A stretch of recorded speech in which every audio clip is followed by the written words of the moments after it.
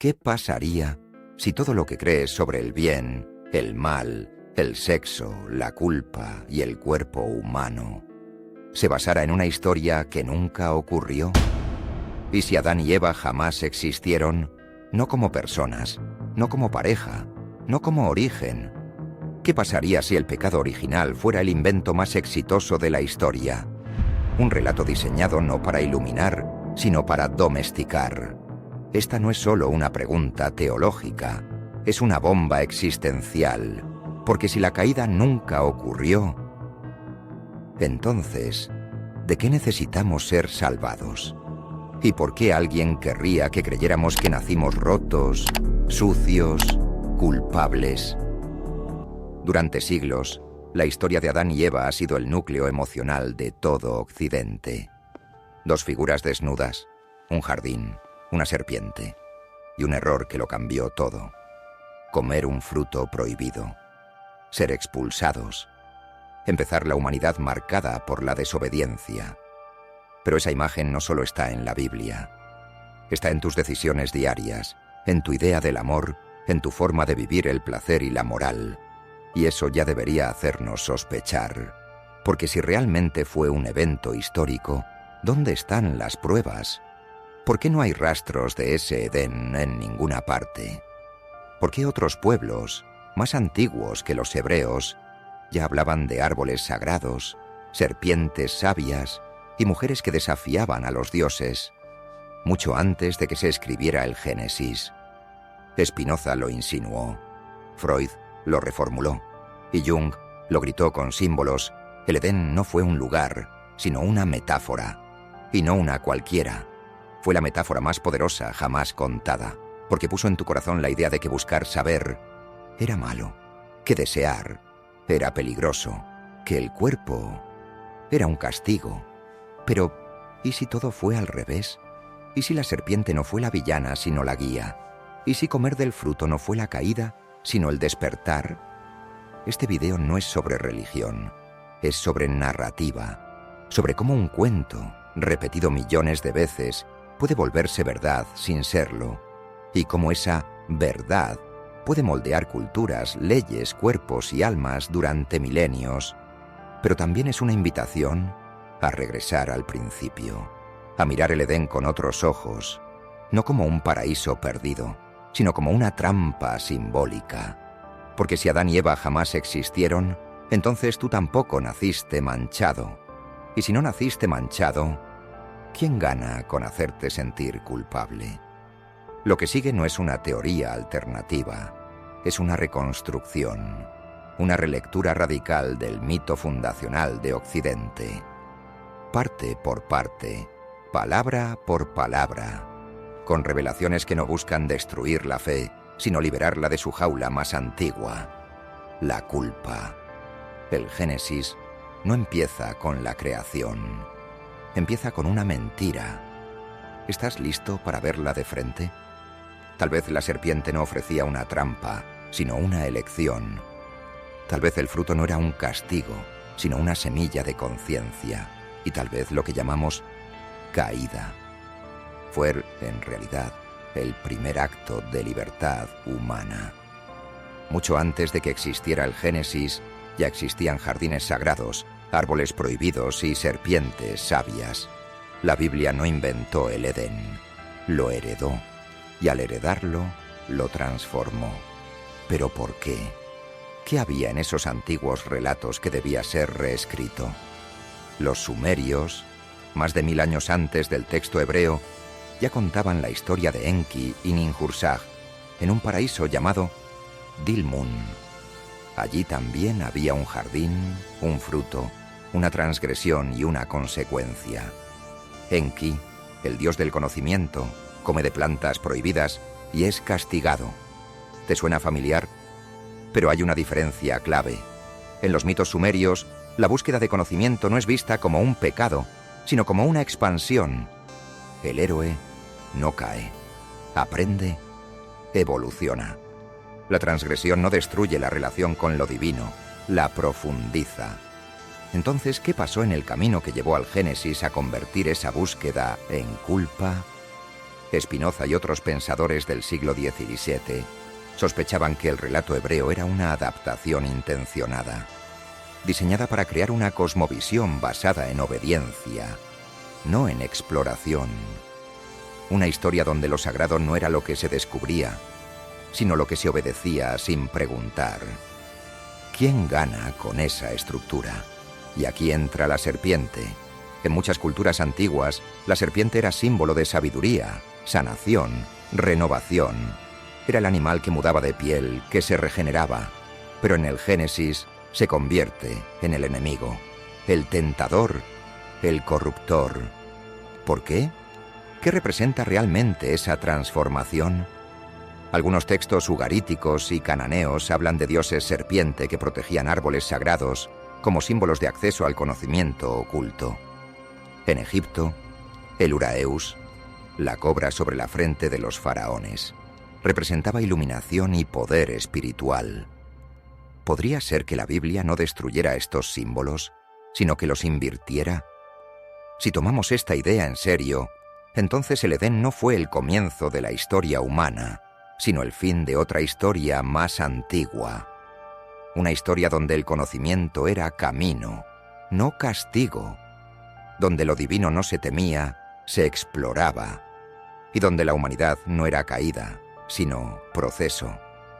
El Génesis entonces aparece como una reescritura geopolítica, no solo teológica, una forma de diferenciar al pueblo hebreo de sus vecinos, de imponer una nueva narrativa sobre un viejo símbolo.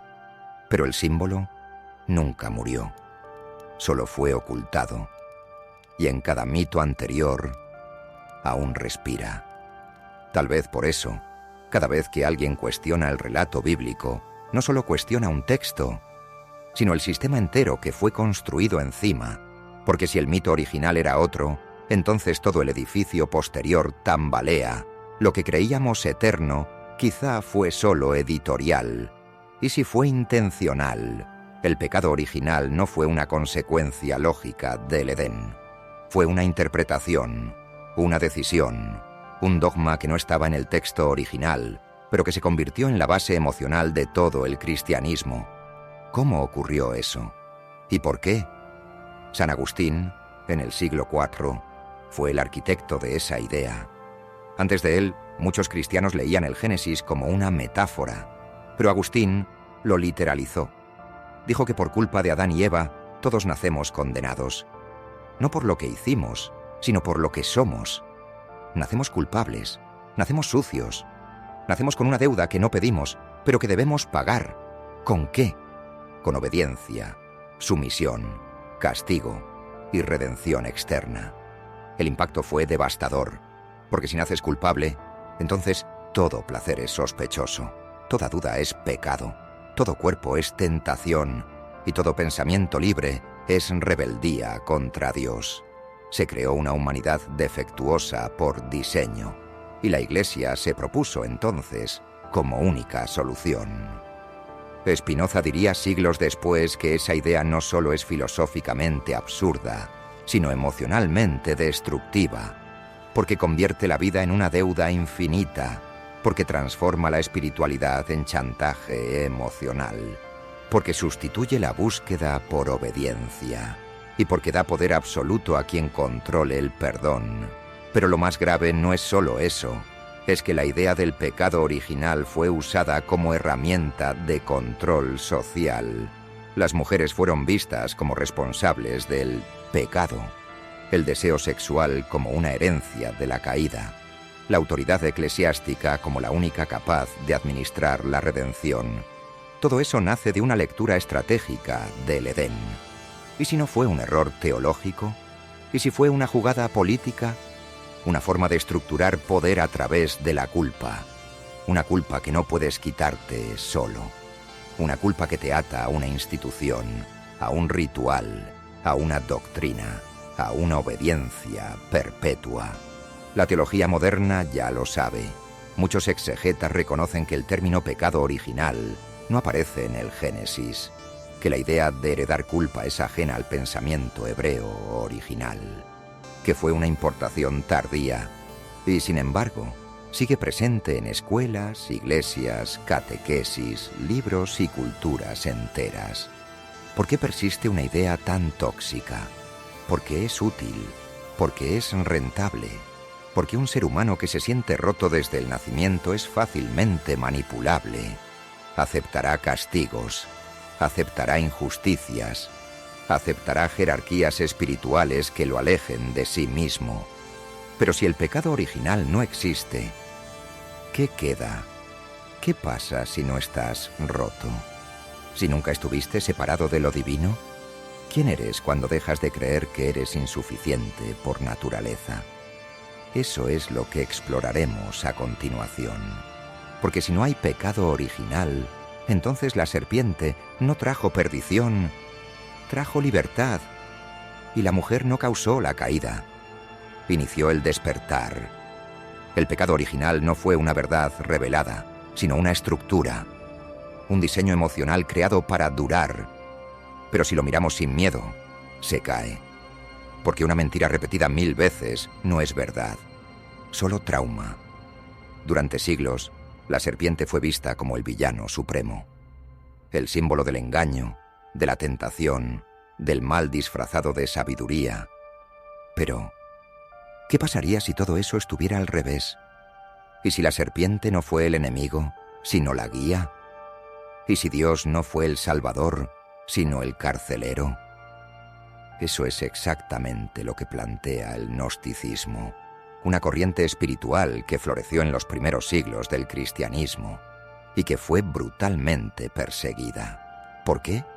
Porque no aceptaban la historia oficial, porque leyeron el Génesis con otros ojos, porque veían en la serpiente no a Satanás, sino a Sofía, la sabiduría, y en el Dios del Edén a un impostor.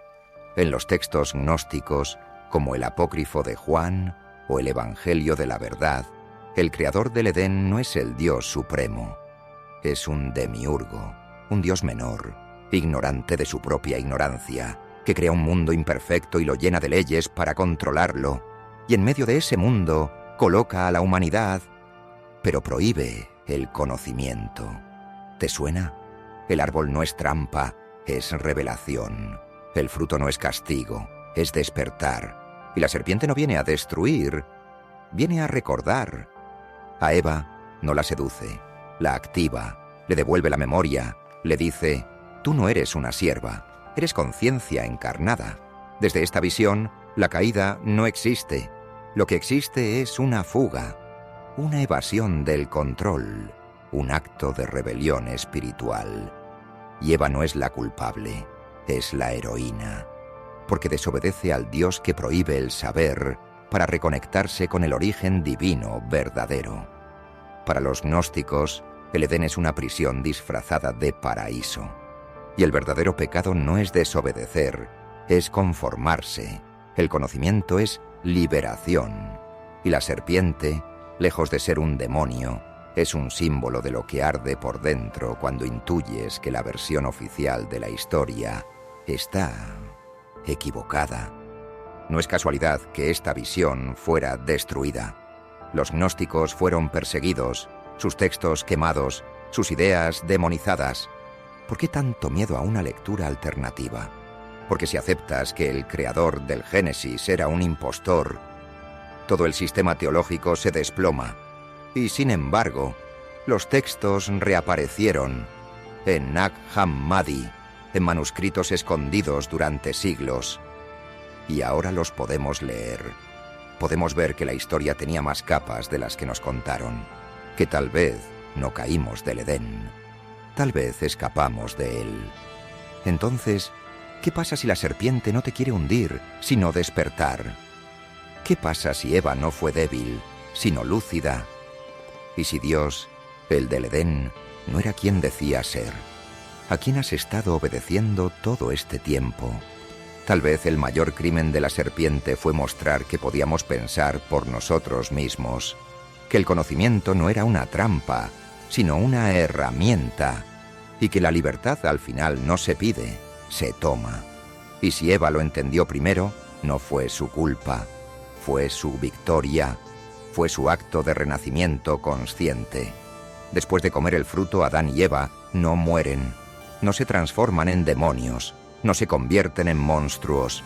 Lo primero que ocurre es algo mucho más simbólico y mucho más perturbador. Se dan cuenta de que están desnudos y sienten vergüenza. ¿Pero por qué? ¿Por qué un cuerpo creado por Dios sería motivo de culpa? ¿Por qué la desnudez, que era natural en el Edén, de pronto se convierte en algo que debe ocultarse? La respuesta oficial es que desobedecieron. Pero, ¿y si no fue castigo? ¿Sino programación? ¿Y si lo que se implantó no fue culpa por un acto, sino vergüenza por la propia existencia física? La vergüenza del cuerpo ha sido, desde entonces, el arma más poderosa del control espiritual. Porque si puedes convencer a alguien de que su deseo es sucio, lo tendrás siempre pidiendo perdón. Y si puedes convencerlo de que su piel es peligrosa, nunca se sentirá digno de estar cerca de Dios, sin mediadores. Spinoza escribió que la verdadera represión no es la política, sino la que ocurre dentro del alma. Y el relato del Edén logró esa represión perfecta. Sembró la desconfianza hacia el cuerpo, hacia el placer, hacia la intuición y el gozo. Convirtió la desnudez en delito, la carne en enemigo y el deseo en trampa. Esa idea se expandió como un veneno lento.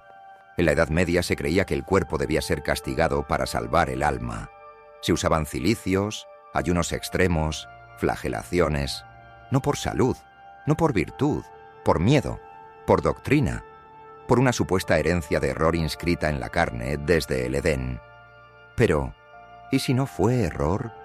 ¿Y si el cuerpo era, desde el principio, la vía, el templo real? ¿Y si el acto de cubrirse no fue una consecuencia, sino el verdadero exilio?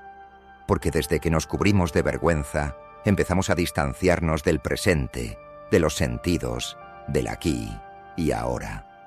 El Edén podría haber sido un estado de conexión, una armonía sin culpa. Y el fruto, el inicio de una conciencia más profunda. Pero la interpretación dominante lo transformó todo en castigo. Y desde entonces vivimos divididos, mente contra cuerpo, deseo contra moral, placer contra santidad.